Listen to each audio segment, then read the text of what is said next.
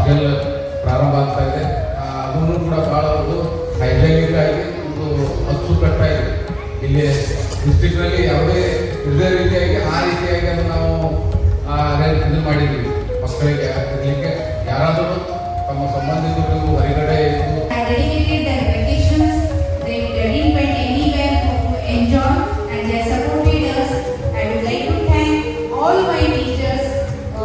and because the parents also, many parents, they are always behind us, they always encourage us and keep on encouraging and support. ಲೋಪದೋಷಗಳಿದ್ದರೆ ಬಂದು ನೀವು ಹೇಳಬಹುದು.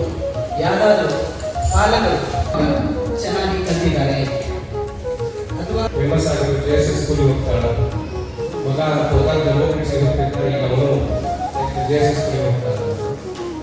ನಾವು ಧಾರವಾಡದಲ್ಲಿ summer ಕ್ಯಾಂಪಿಗೆ last 15 ವರ್ಷ ಹಾಕಿದ್ವಿ. ಹುಡುಗರಿಗೆ ಒಂದು ಡಿಫರೆಂಟ್ ಎಕ್ಸ್ಪೋಜರ್ ಇದೆ. ಈ ವ್ಯವಸ್ಥೆ ಯಾಕಂತ ಕೇಳಿದ್ರೆ ನಾನು ಅಬ್ಸರ್ವ್ ಮಾಡ್ತಾ ಇದ್ದೆ.